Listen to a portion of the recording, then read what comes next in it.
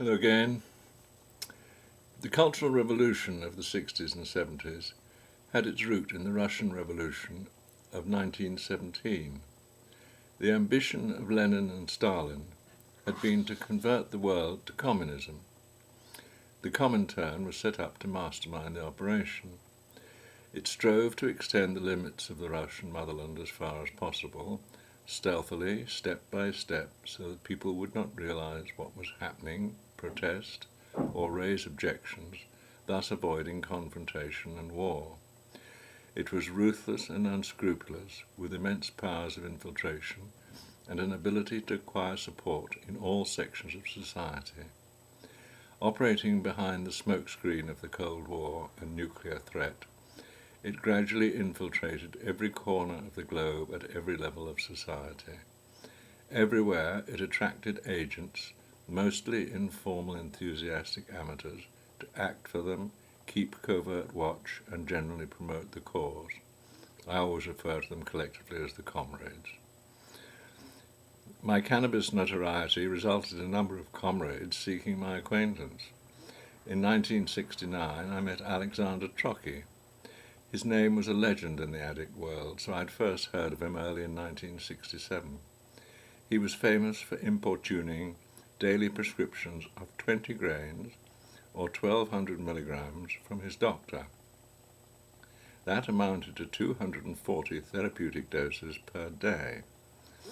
He had gradually accomplished this by pleading increasing tolerance with plausible Scottish charm. He was a highly intelligent writer, poet, and had a degree in philosophy. Tim Cumming, the poet, has described him as the smack-addled icon of beat literature, whose writings have been eclipsed by a lurid life of porn, pimping, and dissolution in New York, Paris, and London. He was a zealous revolutionary socialist. His flat in Observatory Gardens was a hotbed of intrigue, where coups abroad were discussed and plans made for social sabotage at home. One comrade even inquired whether I would organize his health service once he'd taken over. They talked freely because, unrealized by me at the time, my character had already been assassinated. Until 1968, Britain was one of the few countries in the world with no organized black market in drugs. This was because our more worldly, democratic approach permitted doctors to prescribe to addicts, and this made a black market commercially unviable, except among a small group of musicians and painters who smoked cannabis and powdered their noses with cocaine. To create a black market, it was first necessary to undermine the authority of family doctors and restrict their clinical freedom. The strategy was to engineer a rapid increase in heroin and cocaine abuse, and then let nature take its course. Alex, aided and abetted by the comrades, achieved this by obtaining increasingly vast quantities of pure heroin and cocaine legally on prescription. He then gave it or sold it to as many youths of his acquaintance and admirers as possible. Being a charismatic poet, this was easy. He even told them it was good for them. These in their turn became addicted and obtained their own legal supplies. Encouraged by Alex, they too then gave it or sold it to as many of their friends and acquaintances as possible. This resulted in what I referred to earlier as the grey market. The consequence was an alarming increase in the number of addicts from several hundred to a couple of thousand. The problem became increasingly visible as scruffy junkies loitered each evening outside Boots, the 24-hour chemist in Piccadilly Circus. They were waiting for midnight when they could cash prescriptions that had been dated for the following day. The media then got hysterical. Alex's doctor woke one Sunday to find herself demonized on front pages. She had a stroke and died soon after. Another, who had been seeing patients in a cafe at Baker Street, was similarly vilified. To cut a long story short, general practitioners became unfairly blamed for creating the heroin epidemic by overprescribing, when in fact they had been framed by revolutionary socialism.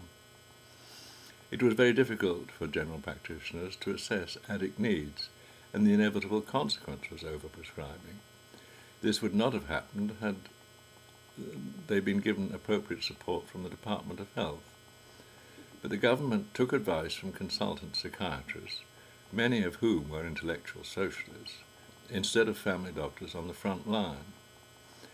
On June 1, 1968, the government made it illegal for family doctors to prescribe to addicts. Instead, addicts were supposed to get their supplies from treatment centres.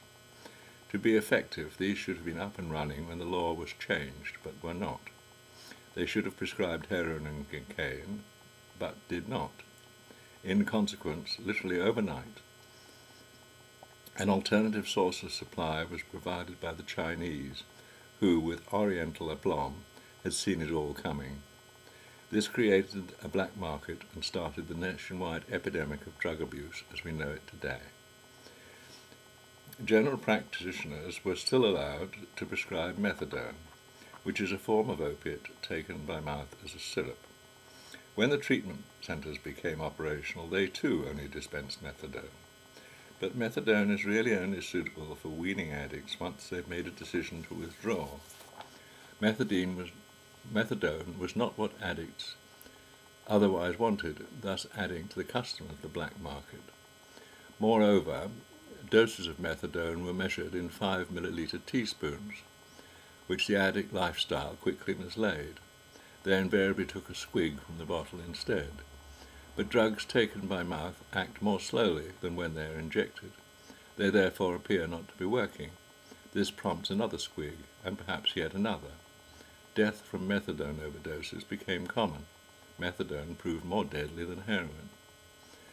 All in all, this subversive socialist initiative was as devastating for society as dropping a nuclear weapon.